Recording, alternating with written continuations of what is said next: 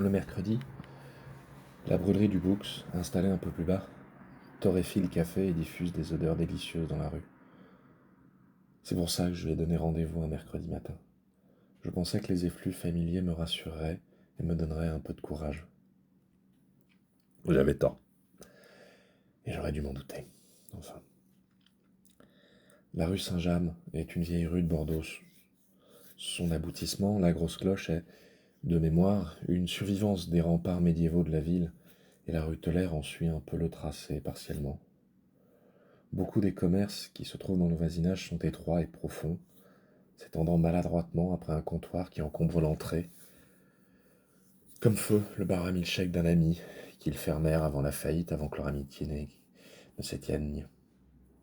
Naissent alors, sous cette contrainte, des boutiques allongées et parfois sombres qui font l'effet d'autant de cavernes au trésor, foncièrement décevantes, mais qui exercent une fascination puissante pour peu que la vitrine soit un peu travaillée, comme celle de cette librairie qui n'a pas encore fermé, Book Lovers, ou ce magasin maudit et qui a fait un surgeon un peu plus haut dans la rue et dont je tairai le nom.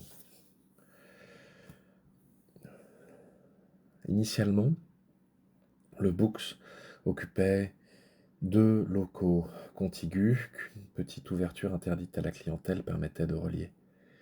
Peut-être que le patron avait acheté les murs, peut-être qu'il avait trouvé un accord avec le bailleur, peu importe. Quelque part en 2019-2020, il fit creuser une ouverture plus grande dans la maçonnerie massive et les deux entités furent réunies. C'est un café que j'aime, je l'ai déjà dit. Je pensais aussi que tenir ce rendez-vous dans un lieu agréable et connu me donnerait un peu de force. J'avais tort. J'arrivais tôt, plus tôt que l'horaire fixé par message. Les serveurs et la serveuse habituelle m'accueillirent et je m'installai à une table haute dans la deuxième partie de la première salle, face à la porte, de façon à pouvoir surveiller les nouvelles entrées.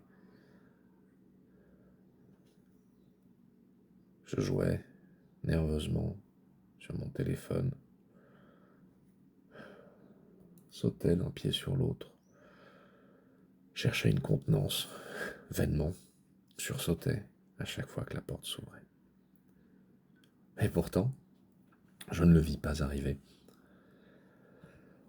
Comment fit-il? Je n'en ai aucune idée. Un instant, j'avais les yeux rivés sur la porte et une chaise vide en face de moi. L'instant d'après, le bruit des pieds de la chaise sur le carrelage me le révélait devant moi. Il serait tellement plus confortable de dire qu'il est indescriptible et me débarrasser de son image, de la ranger dans les rangs fumeux de l'indicible et refermer la porte sur elle pour toujours. Épargner au monde sa figure, mais une force me contraint. Une voix m'ordonne. C'est le prix à payer. Un des prix à payer, je crois. C'est un événement de la semaine passée qui m'a qui m'a forcé, qui m'a poussé à convenir de cette rencontre. Je n'ai pas sombré dans la paranoïa. Je n'ai pas sombré dans la paranoïa, mais je fais attention. Lundi, alors que je m'en rendais au travail, une voiture a fait un écart distinct afin de me percuter, et pour l'éviter, j'ai dû bondir sur le trottoir et me réfugier derrière une bite. Jeudi, c'est un scooter qui m'a alpagué, et la foule est intervenue dans l'agression. Les petits camarades de feu, mon oncle, ces fascistes imbéciles à la petite semaine ont peur. Ils veulent finir le travail, ils veulent s'assurer que le ménage est bien fait. Et après le docteur Boisseau, c'est à mon tour, ils ont peur. Ils ne m'auront pas. En réalité, le visiteur de mercredi, je l'avais déjà aperçu. Il me l'a rappelé au cours de notre discussion. Il s'assit en face de moi avant que je ne réagisse. C'était... Il... Je...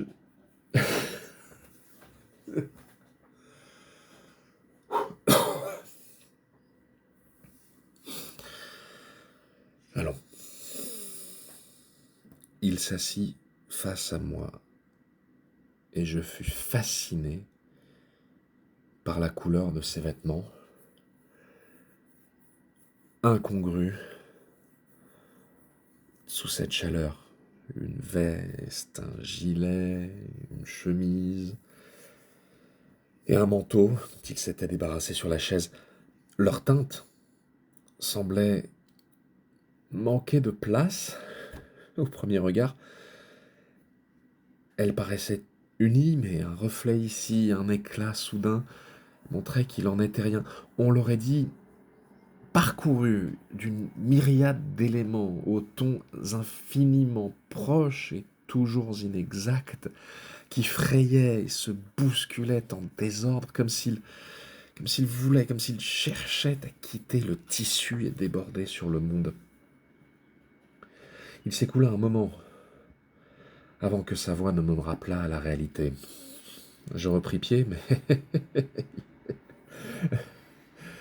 il n'est pas certain que ce fût une bonne chose.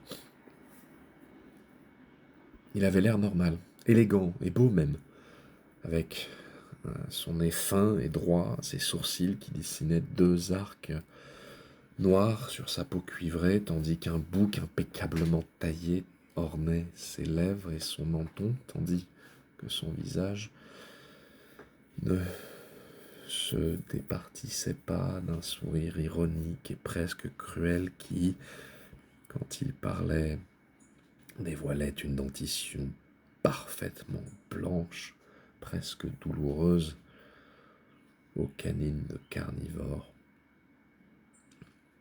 Une sensation étrange, immédiate, d'adoration terrorisée me saisit. Et n'aurais-je été assis et surpris, je me serais jeté à ses pieds pour implorer sa clémence et celle de ceux qu'il sert. Il n'est pas de ce monde. Il n'est pas de ce monde, et même s'il a l'air humain,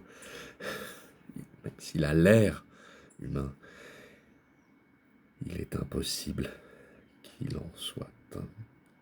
Toutes les cellules de mon être, la vénération passée, hurlaient leur rejet horrifié de ce qui se trouvait devant eux. Il fallait fuir, fuir loin, fuir vite. Aucun espoir n'était permis contre lui. Mais ce fut quand il ôta ses lunettes de soleil que je crus défaillir ses yeux.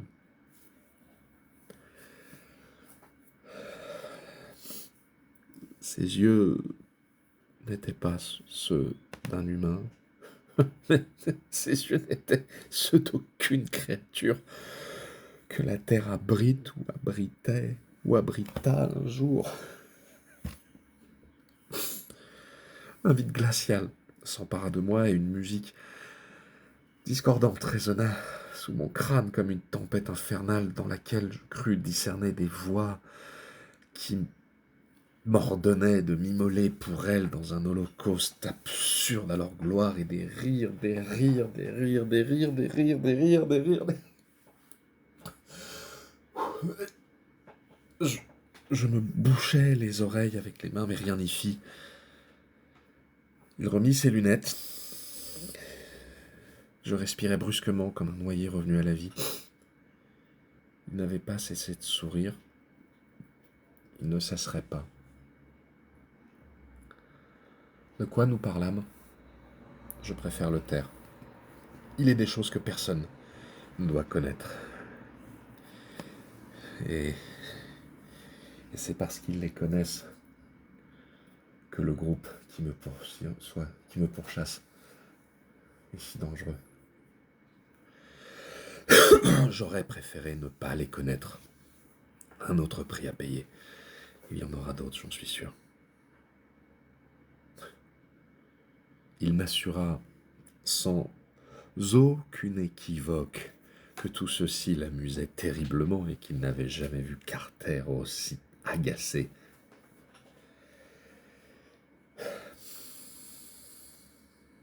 Quand il fut satisfait de mon engagement, mais il n'était plus temps de reculer, n'est-ce pas? Il se leva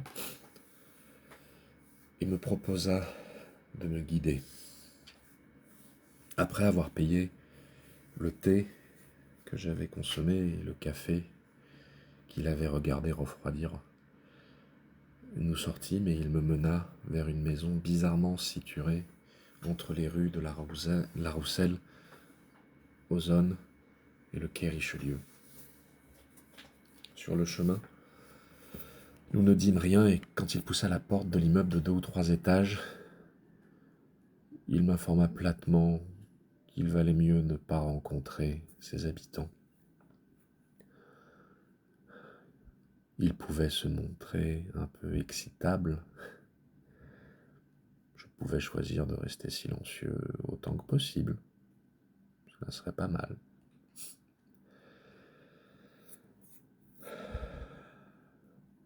En allant vers le bout du couloir typique de ces maisons bordelaises plus longues que larges,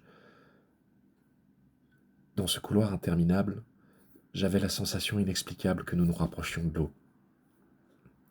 En me retournant vers la porte pour apprécier la distance, je réalisais que le corridor était en pente très légère.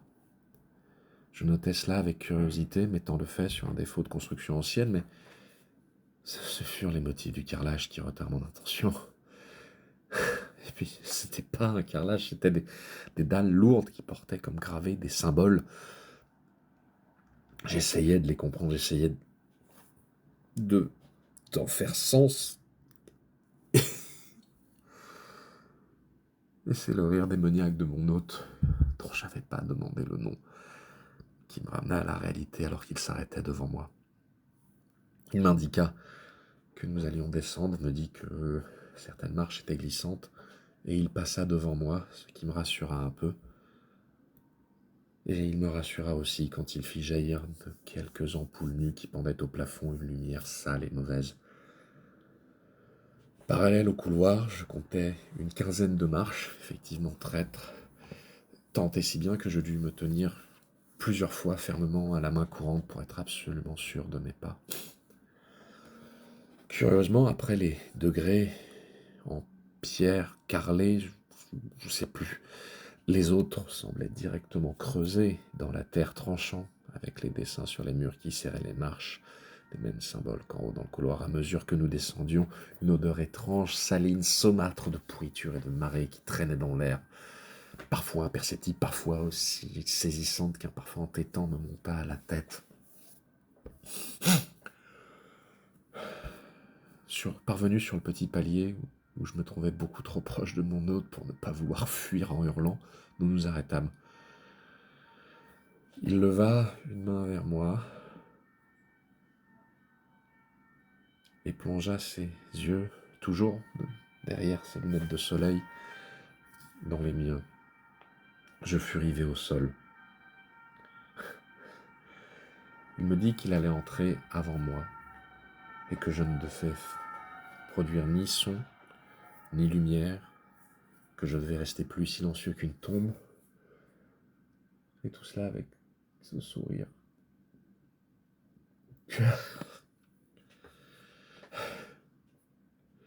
Il éteignit l'éclairage de l'escalier, m'appuyant sur un commutateur que je n'avais pas remarqué, et je sursautais, une main sur la rambarde, espérant que mes yeux s'habituent à l'obscurité. Plus loin dans le couloir, une lueur verdâtre suintait dans une distance, une luminescence malade qui semblait animer les murs dans une danse étrange. Elle éclairait, cette lueur, mon hôte, différemment, et Je ne sais pas si c'est son ombre, ou sa silhouette, ou sa forme elle-même qui dansait, mais il semblait être prendre des aspects différents, changeants, fluctuants, toujours, non, jamais identiques.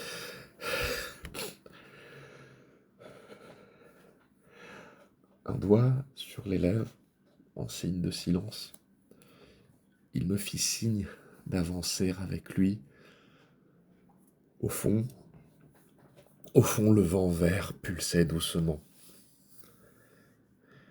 J'entrai, et quand mon pied passa le seuil, je ressentis comme une pression insensée qui sembla instantanément m'écraser, me réduire en diamant, puis qui disparut, et je respirai de nouveau.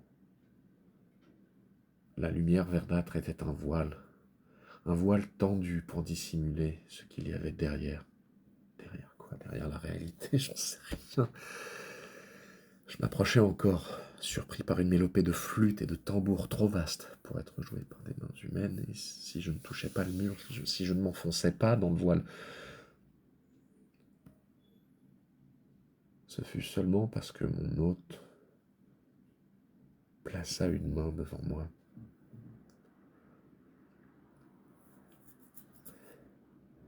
Il attendit que, que ma respiration devienne plus calme, plus assurée, me relâcha et souleva le voile.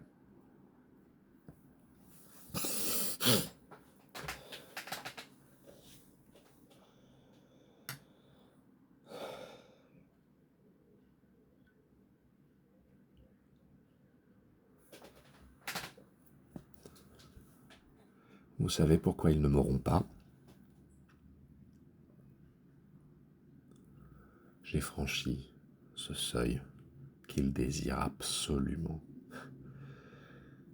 J'ai franchi ce seuil et j'ai rencontré Carter. Ils ne m'auront pas et je vengerai Octave.